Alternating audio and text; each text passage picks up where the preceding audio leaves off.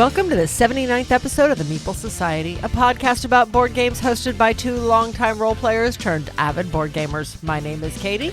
I'm Greg. And we are back from our holiday break and ringing in the new year with new games and new items from the mailbag. This episode will be overflowing with holiday gaming, what we got, what we gave, and what we played. We will add in some favorite gaming moments and games we are looking forward to most in the new year. And we even have some guests in the studio. Well, sort of. But I'll let Greg explain that glitch. I had this idea to have both our sons and their significant others onto the show just before Christmas. Mm-hmm. Well, illnesses kind of push that back. So it's like, okay, just after the New Year's, we'll get together. Well, we were all able to get together except for Eric's fiance, Journey. Right. She had a new job coming up, so she couldn't make it. But we got in here. We ran the whole podcast. It sounded great. We had great conversations. The only flaw to that was I forgot to turn on my mic. Yep. So you could hear me barely if you had headphones on, raised up as loud as they could get. And then you got blasted by the rest of us. Yeah. So. Mm-hmm. And I even went through and tried to just turn up my spots, but that was really hard to do and make it sound decent because you would just hear a lot of background noise when I would talk, and then it would be nice and quiet and just that voice that you're talking to. But they were here. They answered one of the questions from the mailbags. They're talking about games from their past and games from the future and what they're looking forward to. So we'll insert those when we get to those parts of the show. So that is what we're going to do on this show. Like I said, normal podcast. We still have some things to talk about. We'll insert our part of those areas where we have the kids' interviews, basically. Their responses. So you will possibly hear me in the background because some of the questions that I'm asking while they're talking, you might hear me. You might not. I think you'll be able to tell. Yeah, there'll be a little bit of a quiet spot. It's a previous recording. So don't be listening in heavy traffic and honking and everything. You might be able to hear me. Anyway, we're going to move on. Oddly specific there. We're going to move on. And now, it is time for the most anticipated segment of the podcast. It is time for Random Board Game Banter. So, one of the things I talked about, because I wanted to bring this up because Justin mentions it near the end what he's looking forward to in 2025, and that I told him that there is a Wormspan expansion coming out. Mm-hmm. They love Wormspan, so they're excited to see that. There is a Heat expansion. Oh, their eyes lit up with that answer. Yeah. With that one. Yeah. And I don't have my phone in here because I texted him a picture of it. I seen somebody posted the picture of the box, and it's something tunnel or tunnels. It's called Tunnel Vision. That's what it's called. Yes. It's adding Italy and the Netherlands as tracks, and in the Italy track, they're going to be tunnels. Of course, that's why it's called Tunnel Vision. So I don't know how we're going to deal with that. And then the Netherlands, I've only heard. I'm not sure if this is a thing yet. I've heard some people talking about that. In the Netherlands part, there are going to be ways, or probably just in the expansion period, ways to mitigate your deck, I guess, to be able to discard cards out of it so that they're no longer using space in your deck, I guess. Okay. So get rid of the older ones cards. That really don't help and this you is much. And this is a lot for the seasons, I believe. Right. And to explain, we've been playing a lot of the seasons of Heat. So our decks, whereas in the standard game, you've got 10 or 12 cards you're cycling through, whatever it is. Mm-hmm. In the seasons, I would not be afraid to say our decks have 40 cards in them. Getting there.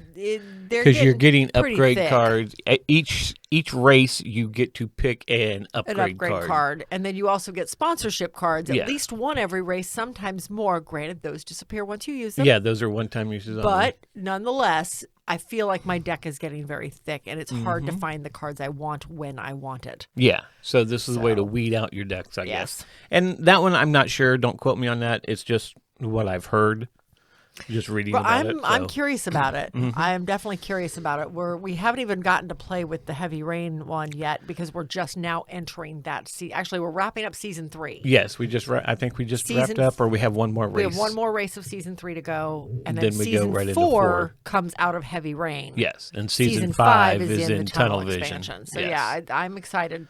Yep, To and see it what adds Heavy Rain another. does. It adds another person, or another player, because it's now you have I think purple. it's still only a 6-player game. You just have more options on the colors. You could play 8 in that game. You probably could. If you can fit 8 You're people going to around get your table. really blocked in certain places. Well, if you play it the way we play it with the the legendary characters, deck, you get blocked anyway. I know. Because you got blocked. I know. I got blocked in the first lap.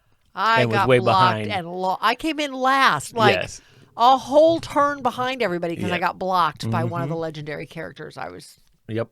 not bitter at all. Not at all. It's okay. Because then I won the race before it by a landslide.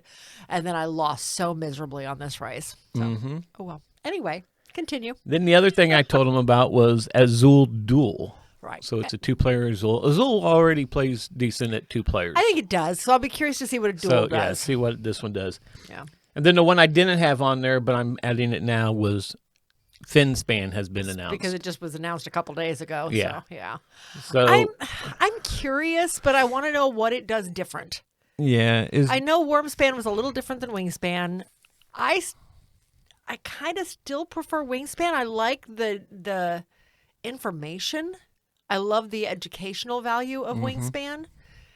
But at the same time, I don't know. I'm curious what it does different. I don't know if it's going to be different enough to warrant adding a third one. Right. Well, that's what But we we'll thought see. about Wormspan, too. So That's true, and you love Wormspan. I'm okay. I like Wormspan. Don't get me wrong. I find it a little more challenging than Wingspan personally, but that's not a bad thing. So we'll see. Yep. When I seen that, I was like, is this a joke? I thought it's the same thing too. And then I seen her friend Alex Marks talk about it. Yeah, a and friend said, of ours now from that the it's retreat. finally out. Yeah, he's a marine biologist or something like that. Something like that. He works in the. He that works with the field. marine life, but he was a consultant on the game. Yeah. And he's known I about think it for the that's last 2 exciting. years. So, I think but I that's don't know exciting. if Jamie Stigmar's just kind of milking this cow for all it's worth, or Possibly. I mean, if it's making money, it's making money. So I mean, Wingspan brought in a lot of bird enthusiasts. Maybe this will bring in a lot of marine enthusiasts. Yep. Who knows? We'll see. okay. So next thing we're gonna do, this is one of those spots we're gonna insert our kids into. But we were talking about memories of games played growing up and games that we played now, and I had mentioned the game Monday Night Football. It was, I don't remember who made it though, but like I told him, I remember it being a blue box. It had Roger Staubach on the cover. The field was plastic. It was an electronic game, board game. And the board itself looked like a football stadium. And you had little tiles or cards you put out and inserted for this was your play. And the defense and the offense would both do that, and then it would light up on the board in the middle of the stadium, and it would run your play, and you'd find out what happened. I thought it was the coolest game. I never owned it. A friend of mine owned it, and it's why I always wanted to go over there and spend the night. What was a game that you had? Because I don't remember if in this in piece, our little mine clip was included. if you That's were fine. included in That's there or fine. not. I don't remember playing game. Okay, there's a couple actually, and I don't know why I didn't think of this on the last one. The one that I can think of 2 games off the top of my head. One is Cubic. My dad had that one, and I loved it. We played. I remember Dad having Risk. I never remember playing it with him though. The old one with the wooden cubes and the what looked like the new 4-sided dice, basically. Wooden pieces or 3-sided dice, wooden pieces that represented tens. And I had found a copy of that a long time ago. I don't have it anymore because the box and the board were falling apart at the time I found it. But the one that springs to mind the most, and again, I don't know why I didn't think of this a week ago when the kids were in the room, was London Cabbie. Oh my goodness, yeah. We played that like crazy with my Aunt Kateri in in Missouri. My dad's little sister. Now, there was an 18-year difference between my dad and his sister, so we were young teenagers. I was probably 12 and she was 18. So, and we played this constantly the summer we spent at my grandparents' that year. And I loved it. And I found a copy, I don't know, it's probably been 10 years ago now when we first started collecting board games. You notice I said collecting, not playing. But anyway, we do both. Okay, we do both, I promise. Yes. But I found a copy in good condition. I've since found a second copy for our travel collection. Mm-hmm. And we've made a couple of just small home modifications, colored cubes to mark locations and dots on top of one of your taxis so you can tell which taxi is going to which location, things like that. Just little things to make it a little easier visually. But I loved this game growing up. Absolutely loved it. And we've talked a lot about this because it's one of Greg's favorite games of all time, which I find hysterical. Mm-hmm. Which we're getting ready to do is We are getting ready to do that. That has not come up in my Pub Meeple. Huh. What? London Cabbie's not come up in Pub not Meeple. come up? Not yet. Well, okay. It's in there, trust me. I know. It just has not come up. I just realized that. But anyway, that is probably the game I remember the most. Okay. And with the fondest memories. Well, let's listen to see what the kids had to say. Okay. I'm trying to think. Role-playing games, Pendragon, and Heroes and Rifts were the three that I remember the most. Yeah, same here. As far as Jackie can't answer that question for role-playing, can you? No? Okay. No. Video games wise, I played a lot of the sports games. Eric played a lot more of the other games. Yeah, I played a lot of Smash Brothers, bunch of adventure games. Probably the one I would say that had the biggest influence back then was probably RuneScape. It's basically a online RPG type deal. Still going on today too, surprisingly. It's doing pretty well for itself. Wolfenstein Enemy Territory. Oh yes, yeah, that one. Gosh. That's a good one. Okay. Yeah. That was years of my life. So remember when Eric was 2-3 years old, something Yeah, like that? right. He kept getting onto our computer and playing RuneScape, or not RuneScape. No, I'm sorry, RuneScape. I was Wolfenstein. playing Return to Castle Wolfenstein, yeah. Yes. You always find me playing it. There's a lot of violence in that game. Not appropriate for a 3-year-old, so Well, we buried it. A lot of German Okay. soldiers in the 40s. Yeah. Exactly. So we buried it on the computer, so he couldn't find it to play it. Control F. I still He found found it. it. Yeah, me too. He found it. Control R. Okay, again, he was 3. Windows R. That's what I meant. So, but yeah, he had a knack for finding his way around our computer back then. Yeah. Well, later we played the Wolfenstein, like I said, Enemy Territory. which was online, and you're playing with people all over the world. Yeah. Yeah. Oh, okay. Blast. Yeah. We're in a clan, and we Yeah. left that clan, and you made a clan. That's what they call it. Don't look at me like that. What? A clan. Yeah. That's not what I'm looking at you for. Okay. It's usually either clans or guilds is what they go by these days. Yeah. I can't get into any of the games like that now. I'm Yeah. too old for it. That's all I'm gonna say. What? I'm not 12 years old. The 12 and 14-year-olds, man, they will make fun of you for not being as good as them. I tried playing what's that game? What's the big one right now? No. The cartoony one. Minecraft? Not Fortnite? Minecraft. Oh, the Fortnite. Fortnite. Yeah. I tried okay. Fortnite one night when I got the PS5, and I could not survive. I'm so were you playing the confused. normal mode? You playing the normal? I was playing the beginner level, Okay. a beginner server. And Okay. So No. you pretty much are just doing the normal battle royale Yep. thing. Yep. You could try no build mode, and then it's just all guns. You don't have to worry about all the people building towers. Wait, people are building stuff? Oh. Yeah, you're supposed to. Okay, so you were in the no I've build never even stuff. played it, and I know the rules of it.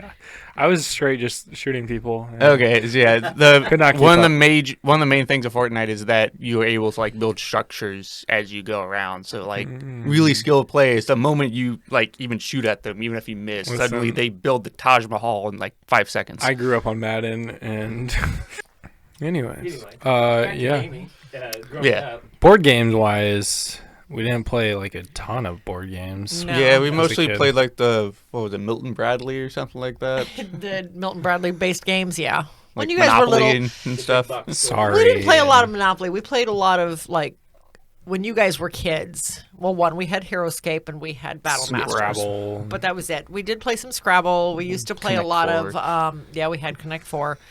Stratego.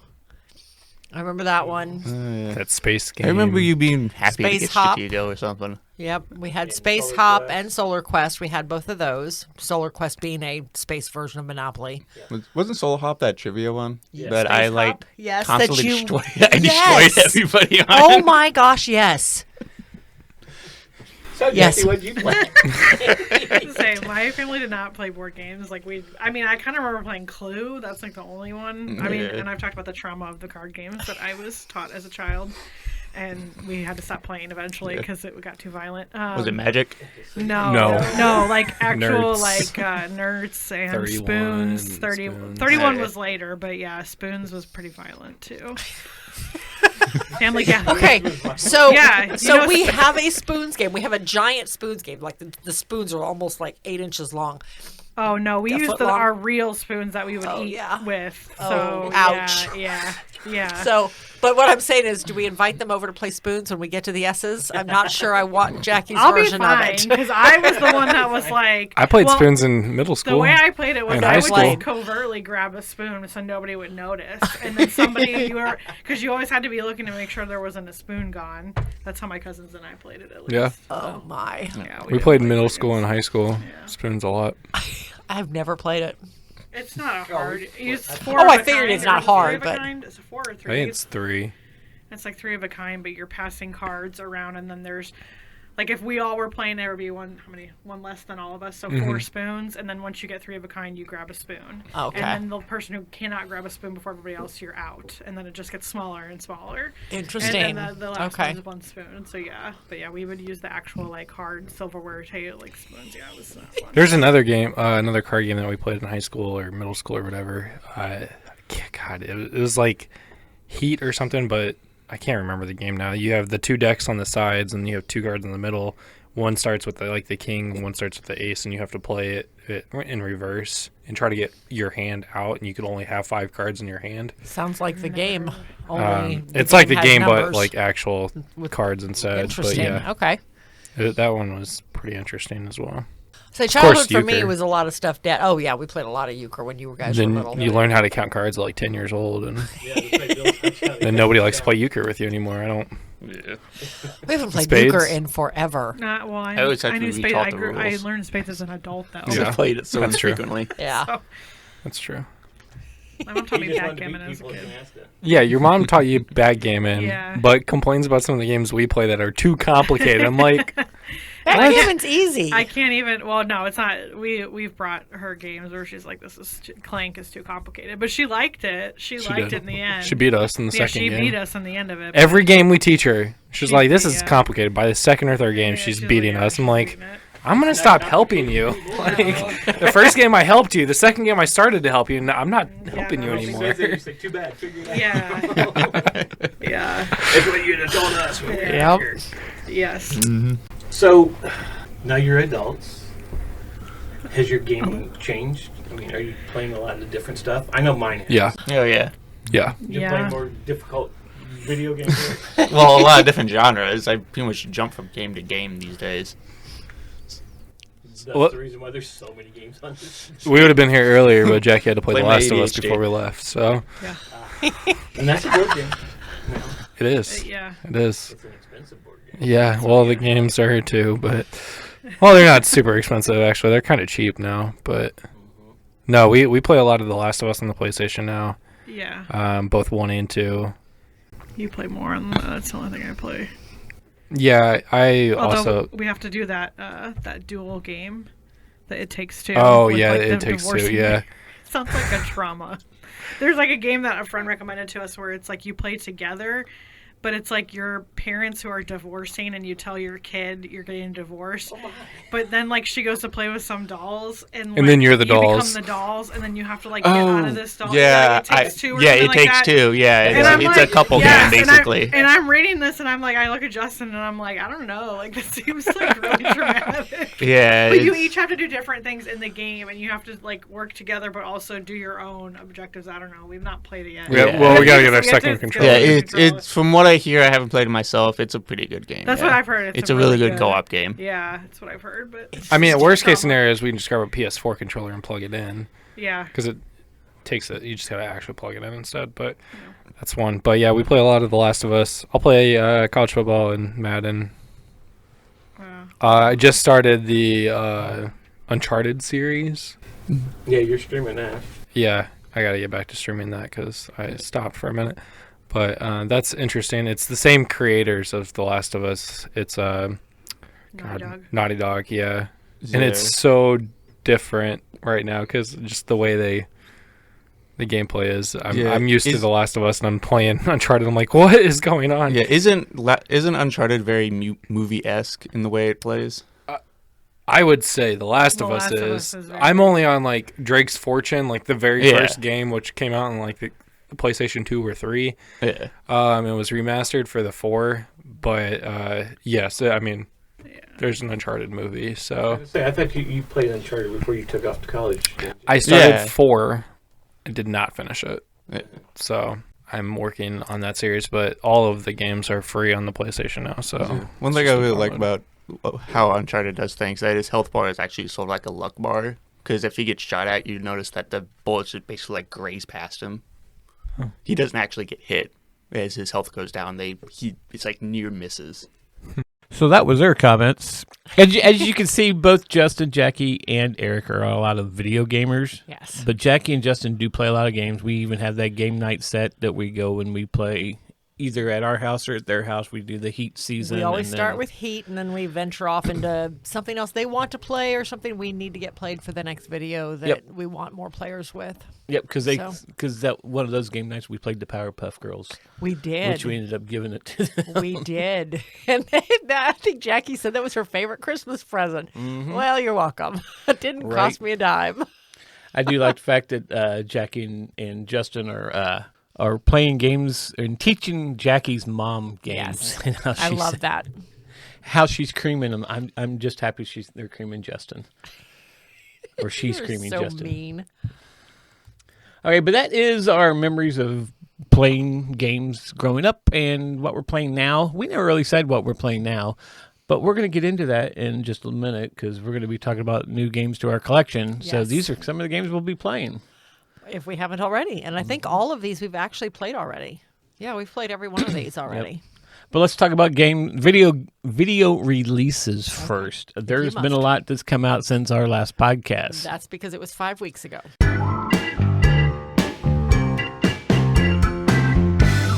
So playing through our collection, we have now released episodes 71, 72, and 73. Those are out. Oh, those are all trying to think of the letter. R's? Are they all R's? I think they're all R's. 71 may be a go back, but I think they're all R's. You would think we'd know what we had. When you get up into the 70s, what do you want? They all start to blend together. So 71 is the cues. Okay, 71 is all of the cues. It's only a video of the cue. And 73 are the R's. Yes. Okay, and I'm in the process of editing 74. It's been recorded. Mm-hmm. I just got to finish editing it, and then it'll be out. And then within the last week, we dropped our top 10 from 2024. Yes. These are all games that were released in 2024 that we got to play. We played 53 of them, 54 of them, 53. Something like that. So there were 53 in the list. Yeah. Out of thousands upon thousands upon thousands of games that come out every year, we get like 53 of them played. That was pretty good. Yeah. Considering this isn't our job. Right. This is a hobby, basically. Exactly. So 53, and a lot of those were played at the Dice Tower Retreat because that was one of our goals was to play as many 2024 releases as we could, so we could do that. Yeah. And we ended up buying a lot of them. Mm-hmm. So that's what has been released to YouTube, so go check those out and let us know in the comments what you thought, especially on the top 10 2024. Let us know what your top 10 is. Yes.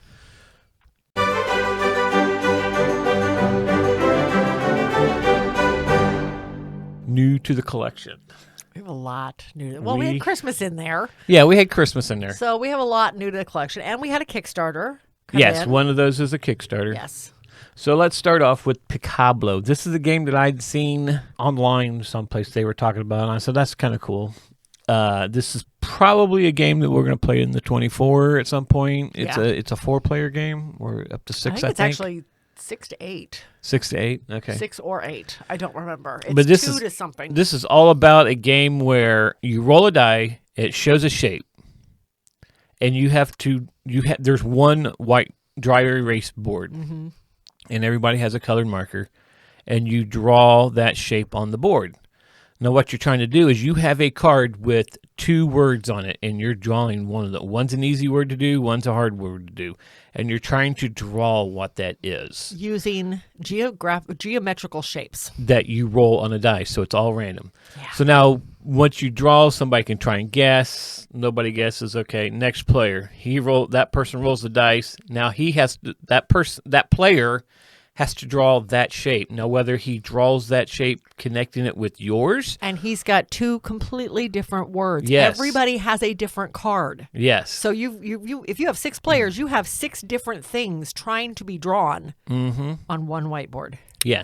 Now that person can draw his shape someplace else, or he can try and connect it to try and make that shape into what he's trying to do. In other words, steal yours to make his. But think about everybody is doing it. And if you're playing 6 to 8 players, that's going to be interesting. Now, there is one shape on there that we played completely wrong, and one reason why you weren't a big fan of the game right now. And that was a star. And we was like, what do you do with this star? How are you going to incorporate a star into this picture? Well, you read the rules later, and I missed a spot in the rules that said the stars are wild. You can draw any of the shapes on the dice. Any of the other Any 5 one shapes, shape, yeah. yep. So it sounds fun. I think in a big group this will be hilarious. Yes.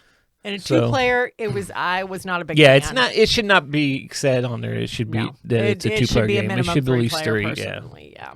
But yep, that is Pacablo. We also picked up Harmonies. Mm-hmm. I don't remember where we picked up Harmonies, but we picked up Harmonies. I don't. Anyway, we picked up Harmonies. It is one of my favorite in the top 10. It was one of my favorite top 10 from 2024. You are basically building out different habitats or ecosystems for various animal cards. Sounds a little like Cascadia. It is not. With this one, you are grabbing 3 discs off of a central display, kind of a Zool style display, but you're grabbing 3 discs from one location. And then you are putting them onto your board. And with those shapes, you are building different types of habitats. You could be building trees or mountains or fields or water or buildings even. So each animal card wants something different. So you're trying to put the discs down in such a way to satisfy various animal cards you've already claimed, because those are points. Without going into full gameplay, that's as good as it gets, I'm afraid. Right. But no, it's a fun game. It's a neat puzzle trying to make some of the different pieces work for multiple animals. And you can do that. It just it takes some serious thought. It takes a little bit of strategy to make that river work for 2 or 3 different animals. You want to do the next one? Yeah. Things and Rings. This is a game when I first saw it, we was like going, that can't be a fun game. So this many just different looks times, ridiculous. and I was like, no, We not finally interested. we finally got to play it the first time We at did. the Dice Tower Retreat and really liked it. Then we got to play it at a BGI Board Game Indie meetup Yep. in a donut shop, of all places you go and play board games, in a donut shop. It was fun, though. And we got to play the game Donut Shop We there, though, did. too. It was great. But we played Things and Rings. Then we played it on New Year's, Yes. and everybody liked it, except for the fact that you were Oh, my gosh. the knower at first and picked all hard ones. I did not know there was a difference in the cards, and I just grabbed the first one off of each one, and they were all difficult mode. Like, and I didn't realize it till we were 2/3 of the way through the game. It's like, well, too late to switch now. So, but this whole game works really weird, It but it works great. It's a really fun game trying to figure out what type of card goes into each area of this Venn diagram. Whether it goes in just one section of like the blue ring, or is it partially part of the red ring and the blue ring, or is it part of the yellow ring or all three of them. And Each ring has its own set of qualifications. Yes. Like the yellow ring is the components of the word. How is the word made up? Are there 2 letters in it? Is it only 4 letters long or 4 to, I think like the hard one I had was 4 to 6 letters. But are there double letters? Is there only 1 vowel? Are there double consonants? Things like that. It's just the makeup of the physical word. yes. Then the red one is like some property about it. I think it's right. I may have the red and blue mixed up, but it's some property about it. Is it heavy? Would it hurt if it falls on you? Does it fly? Weird things like that. And then the blue is, and again, I may have these mixed up, is its position in society. Like the hard one I had was part of myth or legend. Yeah. Yeah. Mind you, everybody had a card in their hand that would qualify for that. None of you played it. Like after I revealed what it was, they're like, oh, so this would have worked. And they showed a dragon. Yeah, that would have worked great. Right. So, which I found kind of funny. But this is one of those games that you don't just play it once. No. Because as soon as you've played it, somebody else wants to try their hand at being the knower now. Right. So you play it again. And sometimes we've played this like up to 4 times in a row before because everybody wanted their chance at being the knower. I think this would be a fun game on the 24. So I think this would be a great one to play a couple rounds of. So, but yeah, it was a lot more than I thought it would be. Another one we got, Greg got me this for Christmas, was Tumbling Dice. We saw this one at the Dice Tower Retreat, I think our first year going. Yeah, first year. And they played it occasionally. I haven't done it in a while at the end of some of their spectaculars. And so it was always interesting, but they always play with like a full set of polygon dice, the polyhedral, what do they call them? Polyhedral dice. Yes. All sets, the 4s, the 6s, fours, the the 10s, sixes, the the 10s, 12s, yeah. the 20s. It comes with just a set of die 6s. And that is the base way to play the game. And this, again, is another one I want to try on the 24. I think it'd be fun. Yep. So one of the reasons I tracked it down. Yes. So this is a complete dexterity luck-based game. You are tossing dice from the top pedestal. You can flick them. You can roll them. You can, however you want to get them off of. They have to hit the top landing. And then wherever they land is where they land. And that is the multiplier. But you don't multiply until the very end of the game once everybody has thrown all of their dice, because you can get knocked off the board. Yes. Or knocked to a lower level, or actually it would be a higher level, because the further down you go, the more points they're worth. Yeah. So it's an interesting game. We had a good time with it when we played it the one time, and I'd hoped to pull it out on New Year's Eve. It didn't happen. But we will definitely pull this one out for the 24. Well, that was my fault. And play it. Well, yeah, it is. But anyway, no blame. Next, we got Forges of Ravenshire. This was because of a gift card we got from Quapla Nerds. Yes. So they have this. They backed it on Kickstarter, and I've been watching it every time I go over, I just stare at it. I was like, I want to play this game because I know it's supposed to be really cool.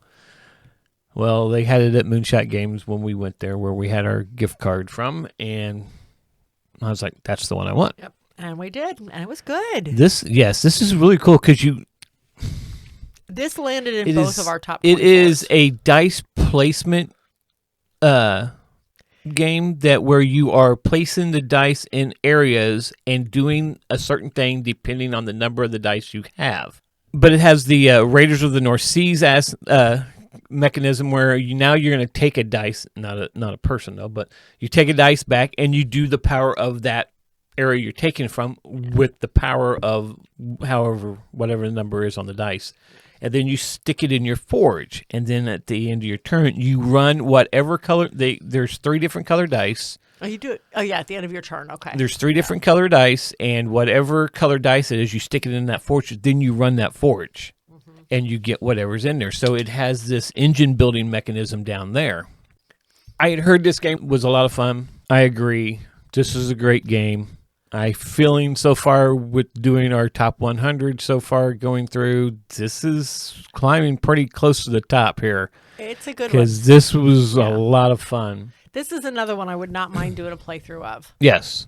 We have like 4 or 5, 6 games on the hopeful playthrough list. Yep. We get down see here, how we're many actually going to actually go get do one of the playthroughs. So. I hope so. Yes. That's coming soon, so be looking for that. Yeah, it's something we're hoping to get more into in the new year. But yeah, the Forges of Ravenshire, it had great reviews. We played it. I agree with the reviews. This is one, like you said, I really want to get back to the table and play some more of it. I do too. It was a lot of fun. We have a game night coming up with Co-op of Nerds. Yes, and they haven't played theirs yet. They have not. So and we told them this one was going to be focused on getting some of their games out of shrink. Yes. So this might be a good one. Mm-hmm.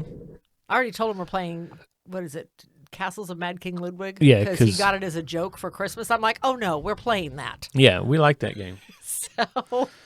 Okay. Anyway, all right. We also picked up. Actually, I'm going to go sideways because I want to talk about my Kickstarter of Bear Mountain. So we also picked up Bear Mountain Camping Adventures. Well, we got this as a Kickstarter right before Christmas, actually. And I found it funny because 10 days after we got it, I got the shipping notification in my email. Mm-hmm. I'm like, really? A little late, guys. Right. But with this one, it is actually two-sided. The board is double-sided. Yes. One side is the base game where you are trying to advance through camping areas, going from site to site within one area to gather supplies, and then moving on to the next area. To move from area to area requires spending supplies, spending resources. And ultimately trying to get to Bear Mountain with a specific card in your hand, with the rugged, off-roading card in your hand, and 2 of every supply. You've got to be well equipped before you tackle Bear Mountain, essentially. So that's the one side. On the second side, you're going from campsite to campsite, gathering supplies, paying supplies as you need to. Some campsites require it, some campsites don't. You are ultimately trying to get 3 of the 5 waterfall tokens on the board. There are waterfalls in the middle and all 4 corners, and you have to traverse 3 of the 5 to get them. Each one requires different combinations of supplies. I really like both sides of this, though. Yes. I very much have enjoyed every play of this one. This is another one we're hoping to do a playthrough of. However, Mother Nature played a nasty trick on us last night, and we got another 6 inches of snow, so the person who was coming to play with us could not. It was not worth the risk. So we're going to we rescheduled that one. So it's coming. Yeah, so it's coming. So I am going to talk about one that I got as a gift from my daughter-in-law. Yes. This is Namiji, I think it's called. That's how I would pronounce it. This is basically the water version of Tokaido. I really like this one. Tokaido is such a calming game. Yeah. I'm always relaxed when I play Tokaido. This one is the same. Same thing. It's basically the same mechanics where you're moving down these tracks, doing different actions, and whoever's last in line after that round is the first person, and that one person can get multiple turns before they catch up with everybody. I love that mechanic in a game. Like I said, though, it plays just like Tokaido, but it has a water theme to it. Yeah. And you've got a whirlpool. I'm trying to remember. We've only got one play of it. You've got 3 different people moving around, and you can choose, don't you? If I remember correctly. Am I remembering that right? No. Because you have one person up the inner part of the island. You were thinking Tokaido Duo. Tokaido Duo is also a very good calming game. Never mind. We got to play that one recently, too. Namiji is basically Tokaido, but with a water theme to it. Okay. Because instead of pulling into the restaurant or whatever it is in Tokaido, it's a dock. And you're getting supplies or stuff or food or what have you at the dock. There is, with a 2-player game, you're playing with a third person. A dummy player. A dummy player, yeah. But, yeah, I mean, there's a whirlpool that you're putting things into. There is a pile of coins that is shrimp and crab, and you get points for the shrimp.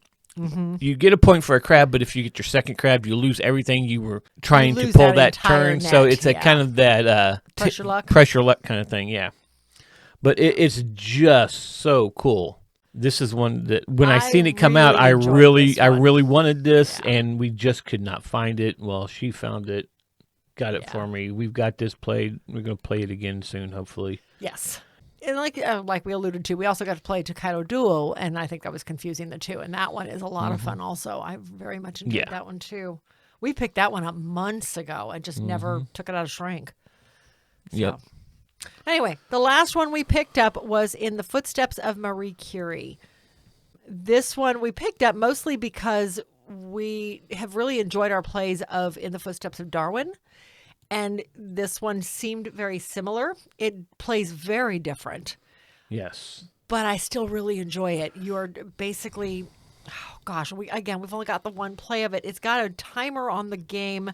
Every time something happens, the timer moves forward so many spots. And when, the timer is at the end, the game is over no matter what. Yep. But you're making different potions and you're gaining supplies and cards and You're writing papers. Right? I'm kind of looking at a picture with the board me on too, it. and I do not remember. This one has a cube tower in it, though.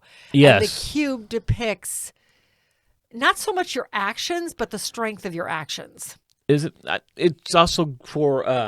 It's a set collecting part because you're mixing different potions with the cubes, but you can only choose. Yeah, and you can so use much out of that cube. and you can use pile. the cubes to get tiles to have more actions. I don't remember. We need to play this one again. Yes, it's a fun game. People trust us. We really enjoyed it. Yes. We need to get back to the table again. Yeah, and I think I like this a lot better than In the Footsteps of Darwin. I really enjoyed this one. I was kind of worried. It's like, is this going to be really good or what? But it was awesome. I like the simplicity of In the Footsteps of Darwin. It's very simple. It's one of those, the boat goes around and you choose from wherever the boat is pointing to. This one gives a little more complexity to that footprint. Mm-hmm. No pun intended. But it's still simple. Once you get going, there's only so many things you can do. It's not a complex game at all. But yeah, this one had a little more complexity to it with the cube tower and your actions being based on the cubes that were falling out of that tower. Because what you put in didn't necessarily come back out. Yes. So yeah, I very much enjoyed this one. I definitely want to play it again. The cubes can buy buildings and different stuff that are going to give you victory points at the end of the game. Or as you get, like if you get one, it shows you, okay, now you get a black cube, which I can't remember what it was. And then if you have two of them, now you're going to get a silver cube, or you're going to get the Marie Curie thing that actually, the token, which means you're first player. It's a point at the end of the game, but it also allows you to convert 2 silver into a point. Yeah. And just different stuff like this. I just love those where you need this and this to get that, and you can make that with this, and then when you have these together, now you can go get that. And I love games like that. It was a good one. I got to play it again. All right. That is all of the new games we got, though. I think that was plenty, considering we put ourselves on a buying hiatus and for the last part of 2024 and 8 games in a month. Right. Okay. One was a Kickstarter, but nonetheless. Well, there was what? There was 2 of them that were... 2 of them of gifts that... Well, no. Pacablo was a Christmas present. Pacablo was a Christmas present. Tumbling Dice was a Christmas present, although I bought it. Nemiji was a Christmas present. The Forges of other 4 Ravenshire, Rings and Things, and Harmonies was from a gift card. Because I know Footsteps of Marie Curie was a Saltier's gift card. Yes. And then Forges of Ravenshire was a... Moonshot gift card. I don't remember Things and Rings. I think Harmonies and Things and Rings, though, we actually, it was after Christmas and we went to Saltier's. That could very well be. Anyhow, they don't care. Let's go move on. Okay. So in honor of our releasing our top 10 2024, I asked, hey, what games did you like from 2024? So some of our people wrote in and told us what they had. So we have Bill Stivers, one of our buddies from BGI. He says his number 1 game was Andromeda's Edge.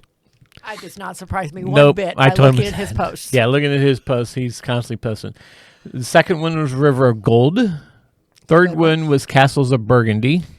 That would the have to be Kickstarter the new one. remake Yes. one, yeah. Yeah, he's played that a lot. Code Names, and so Clover, and then Arcs. And I've seen a lot of pictures of Arcs. Arcs was... Okay, I enjoyed Arcs for what it is. I enjoyed what it does. Mm-hmm. It's not our kind of game, but we still had fun with it because of who we played it with. Yes, because we played with a couple that thought of the same thing. They're not big into confrontation Nope. and area control. And the ending was epic. Yes, it I was. had it in the bag, and Peter came back and took it away from me and won. Yep. Andromeda's Edge, I liked. Yes, we need to play that one again. Yep. I want to get with Bill and do that. River of Gold is a really good game. Yes. Code Names and So Clover we've played and have. we like. Those are not 2024 releases, No. but nonetheless. And Castles of Burgundy, I don't know if the Kickstarter is it. What the Kickstarter was not 2024 I don't either, was think it? so, Or no. was that a 2023? No, I don't but I know remember. he's played a lot of it this year. Yeah. I want to play the new upgraded version. Yes, I we know. have the first edition, and I love it. I would like to play. I'm Yeah. almost afraid I- to play it I- because then I think I'll Well, want it. This was one of my original thoughts for you for Christmas. And I was like, how am I going to tell her that I just spent over $300 on one gift? I'd have only had one gift under the tree. No, you wouldn't. But anyway. So Yeah, I so shouldn't tell you I how honestly- much I spent then, huh? What? Nothing. Excuse me? Okay, Castle Anyway. Burgundy's coming our way soon. Okay, anyway.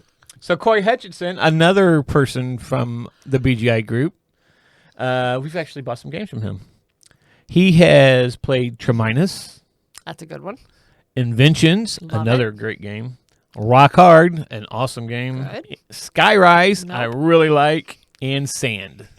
That's a good one. We have played all those. We have played and we all of like those. all of them. And Well, I like all of them. I you like don't all but like one. you don't like Skyrise. I do not care for Skyrise. That's all right. And if you want to see our top 5, well, you'll Top have to 10? go watch the video.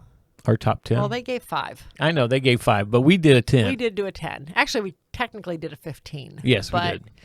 So go check that out on YouTube. But as spoilers, my number 1. Well, actually, my number 1 and 2 were kind Don't of a spoil tie. it. Then they won't need to even see it. They already know. They'd already know what your number 1 was. Okay, fine. Well, they could watch it just for me.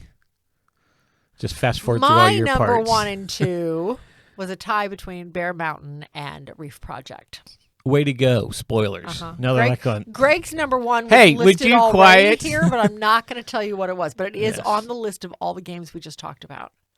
Yes, briefly. all those games were in our top. Well, no, Castle of Burgundy, Code Names, and So A good Clovers chunk of was- those were and in our Arcs top was not 10. in there. Anyway, All of Corey's was in there. I go believe. watch the video. Yes, go watch the video. Okay, so next we got up is what games are you looking forward to? This is another question that we asked our sons, both Justin and Eric, and our daughter-in-law Jackie, what they were looking forward to. What are you looking forward to? Because I don't know if you're in the video, the clip or not.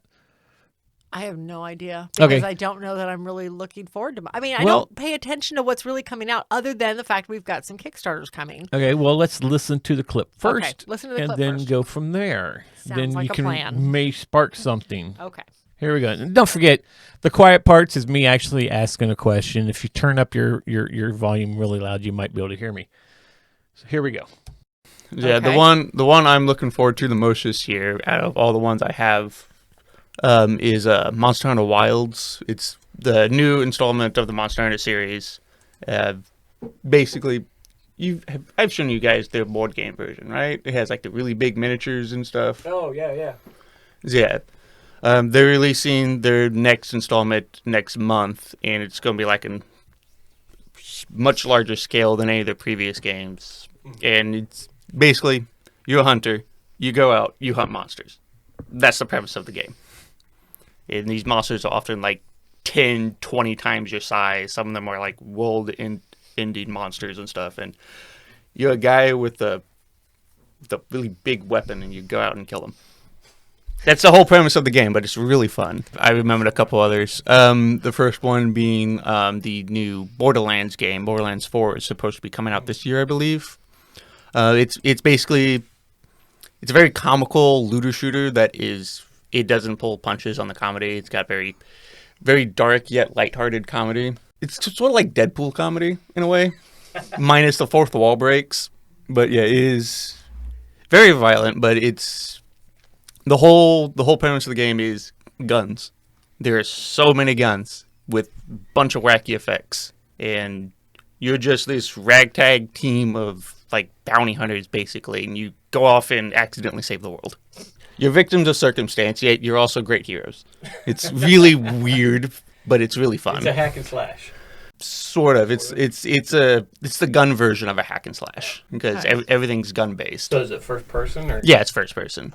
And then the second one is Doom: The Dark Ages. They announced it last year. It goes into Doom Guy's past and how he became the Slayer that he is and whatnot, and it looks really fun.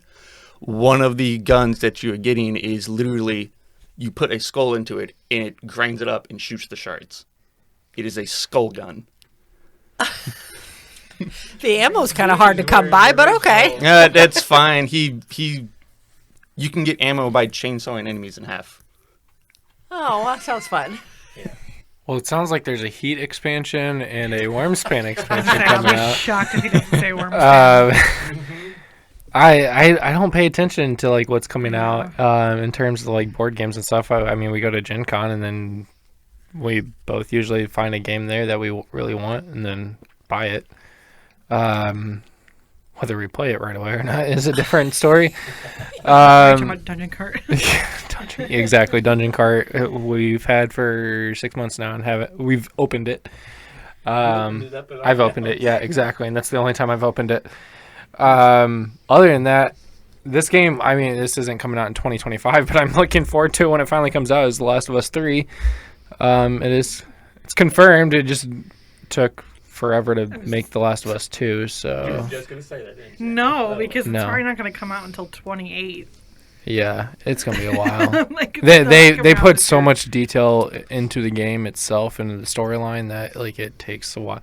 Well, it also didn't help. As soon as they were about to come out with it, the pandemic happened. So they were about to like release it with that month, and it's a post-apocalyptic game where like a virus like infects you. You're talking about 2, not 3. Yeah, I'm talking about 2. Okay, I was like... And they were like about to release it in March of 2020, and it had to get pushed back until like July or something like that. But I'm looking forward to that. Video game TV series, The Last of Us 2 is season 2 is coming out on HBO. But yeah, I'm not sure what board game. I mean, like I said, it sounds like there's expansion, Stormspan, and Heat coming out. So they're looking forward to a lot of video games there. Yes. Yes. Although Justin apparently is looking forward to the Heat and Wormspan Which expansions. we figured. Yep. So, I mean, I'm like that. I don't pay a lot of attention to what's coming. We've got Kickstarters I'm really looking forward to. I mean, I know Galactic Cruise is somewhere off the coast of California, hoping it can get in there before the whole state burns down. Because currently, as we're recording, LA is on fire. Yeah. And I think that's where it was heading into, was the port of LA. I'm hoping not, but that's where it's off the coast of LA right now. So I don't know. I've got a friend who lives in Hollywood, and he says his area is still fine. yeah, well, that's good though. But yeah, we'll see. I've a lot of devastation right now. I know Blood should be delivered this year. Blood is a dungeon crawl kind of type of game that I got for our Sunday co-op Sundays that we play with Doug and Sarah. Yeah. It's all about vampires, so this should be cool. I am looking forward to the new Trailblazers. The Arizona Trail is coming out. I'm looking forward to digging into that one, as well as the sequel to Bear Mountain called Camping Season. Oh yeah, where you're actually running a trailer park. So we'll see. That's not supposed to be here till September or so. It's a very, very small company. The last one was about 6 months late, so we may not see it till 26, but we'll see what happens. Another one I'm looking forward to is Empire Builders Europe. This is the new version of Eurorails, the crane rail game from Mayfair Games, and I think it's going to be really cool that the Mayfair logo is going to be on this box. Mayfair's kind of back. A company has picked up the name and is putting it on the boxes and everything, and they're going to bring back, from what I've heard during the comments, they're going to bring back the games, the crane rail games, one at a time. So this is going to be awesome because I love the crane rail games. And then probably the last one I'm really looking forward to is Dinogenics New Arrivals. This is the second expansion, and with that is bringing the first expansion that I don't have, that I've wanted so bad. I found it, but I wasn't paying $300 for it. So I'm surprised this was not at the top of your list. this will. It's on that list, okay? Okay. It is one of the tops of the list, okay? Okay. That and Empire Builders. Those are the 2 top ones. But yeah, this one will have everything for it, even the promos, and it's going to come in a bigger box, so everything fits in one box, which I'm okay with, I guess.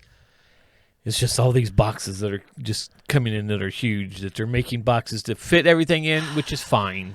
But it's taking up space on the shelves. But it would if you had to have separate expansion boxes, that would take up space on the shelf. It would. I just this hope organizes it's a everything together. reasonably Good inserts. a reasonably decent size so that we don't have to make room on the Well- one shelf for oversized boxes that is already full. Yeah, we've seen the box because Jeff Knapp on Tabletop Toolbox has done a review of this.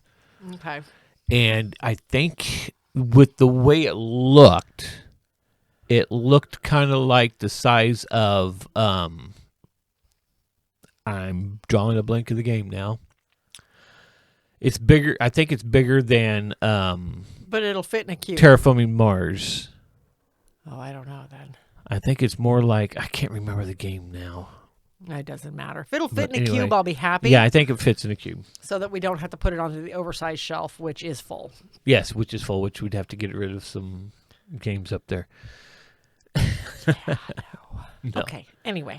Anyway, so that's what I'm looking forward to 2025 and what you're looking forward to and what the kids are looking forward to. So let's move on. Mail call. It's mailbag time. We have a lot of questions this week. Well, we have a couple questions and a comment from our last podcast. So Yes. we're going to start off with Bill Stivers, our buddy Bill.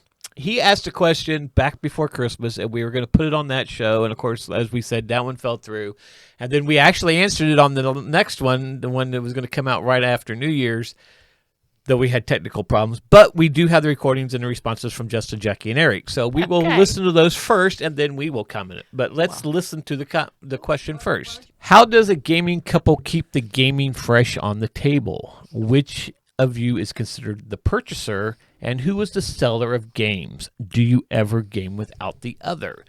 So let's listen to what Justin, Jackie, and Eric had to say about this. For us, yes. Jackie, I don't think ever games without me.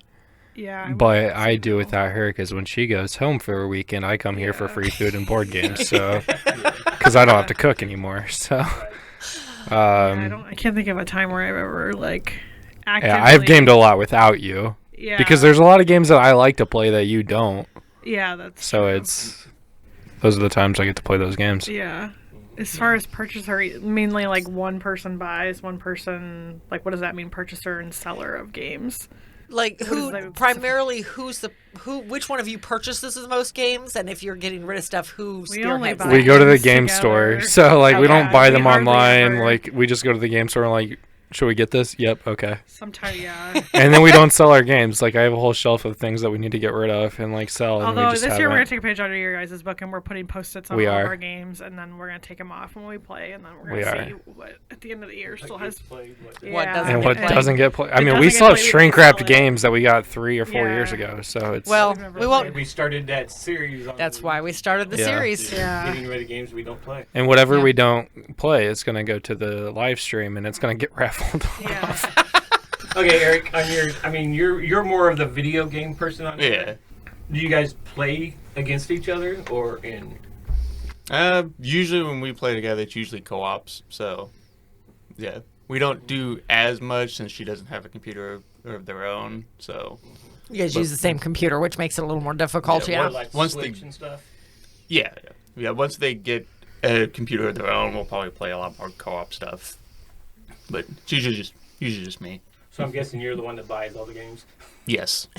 Last time I looked at his computer screen, it was just loaded with icons of games. Yeah, all and over the place. that's only a fraction of the amount I own. You should see my Steam library. It is very big.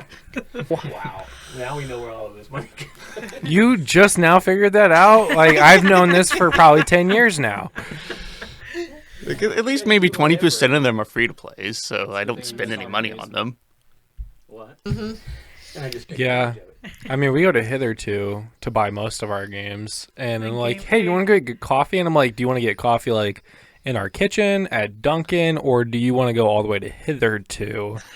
Yeah. Or do you want to go up to this other coffee shop we go to, which doesn't have games? So it's if we're going to Hitherto, I already know we're dropping at least $120 that day. So Maybe it just really depends. It depends on if there's anything we want. it's really hard to We've get out gone of in there and Hitherto only without gotten getting coffee. and left. It's not. It's hard. It's difficult. It's not often, but Well- now we have that gift card, so we're gonna have to figure that out. And by the time that you get to the size collection of ours, it's more likely you'll go in without spending money because you already have everything Yeah. you want. That's That's fair. where we're at half the time, Yeah. unless something new comes out. That's fair. And then we just stay away from the game stores for a while. I hope we don't get that size, but yeah, I hope so too. 'cause it's you don't going to have the require a room. new house Yes. Yeah. altogether. We have no room. Well, I can lose the guest room. We did. I mean, what the heck, right? See, her family's from out of town, Yeah. so We kinda need a guest we room. that. So I'm so glad that we've Jackie is now such looking for games. Yes. She is fully into the game mode. Yes, I think Justin has completely converted her Yes. because when they first met, she was not a board gamer. So No. I'm happy that they can enjoy that. So, as for us, purchaser part, we're both purchasers. Although I put the thought in your head about games that we need, Or want. and then you're You like, don't need. then any you're of them. usually the one that says, okay, and I'm like, cool, got that one there. Okay, now let's work on this one. Because I can always say that I don't go and buy the games. You buy the games. I'm Well, just yeah, 'cause along it's- for the ride. Have the credit card at the counter, you dork. Well, I have the card with me too. It's the exact same card. I could use my card or you card could. though. Next time I'm making But you I pay can for it. blame all this on you because you're the one Uh-huh. that purchases everything. Right. Except for Gen Con. Sometimes I just go ahead and grab what I want. Okay. But mostly it's put the thought in your head Mm-hmm. and say, you really want this game. You really want this game. And we get it. And you're usually like, okay. Uh-huh. It's like a little kid in the candy store like, Mom, can I have this? Feels that way. Anyway, Yes. the seller, you definitely are the seller of the games. I- You're the one that puts it out there and say, Yes. hey, we have these games. Let us know. Sometimes you put these games on. Somebody come and get these games. We don't want any more. Yeah. We don't want anything for them. Yes. And I've got a stack of risks right now if anybody wants them. Yeah. Yeah. And then the do you ever game without the other one? Yes. We've gamed Occasionally. without- It doesn't happen very often, unfortunately. It's mostly New Year's New Eve Year's when we Eve. have big parties, we'll get into separate games. Yeah. BGI, the local game group that we're part of, has a ladies' night and a guys' night. We Yeah. have not yet partaken in them, but ladies' night is in a week, and my sister-in-law and I are going along with hopefully a couple friends. Yep. So, I'll report back on how that goes. Yep. And I don't know when the next game some of the guys' night is. I don't know when the next guys' night is though, but I do know there is The Thing game Yeah. being scheduled up that I'm going to go to with a few of the people from there. So that's going to be fun. And then at the retreat though, We typically just play with each other and then other yeah, people. but you've played a couple games without me, and I've played a couple games without you because this year you got to play River Valley Glasswork with all the Dice Tower guys. I did. I forgot about that.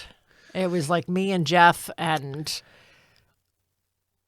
oh my gosh, Jason and Jason? was Jason Jason was Levine not in that there. game? No, it was you And Joey. and Joey and Jeff Knapp, Brian, Yes. the magician, That's who it was. It was Brian and then Emery. and Emery. Yes. Okay. Yeah, I don't know don't why I think was Jason thinking was Jason. there. I don't no, think I don't Jason think was Jason in it. was in it. He was not. No, it was Brian was the one wisecracking across from me. Yeah, he had all the beaver jokes coming in. Uh-huh. Then you sat down. He's like, "Oh no, now I'm going to probably have to stop with the beaver jokes." Yes. And then you took the beaver, Well, because that was the only one left. and Emery kind of had the little snide marks about. Perfect. Yeah. That was fun though. Anyway, so yeah, so hopefully, Bill, this has kind of answered your question. I know I've promised you this question being answered in 2 different podcasts now, but finally we have it done. Yep. And I will let you know. I'll go on to the Facebook page and let you know, hey, we finally answered your question. So you want to read the next question? Sure. A good friend of ours, Adil, I'm sorry, I still do not know how to pronounce your last name, but Majid? Majid, I don't know. Let us know, Adil. Adil, do you guys have a specific number or range for the limit to the size of your collection?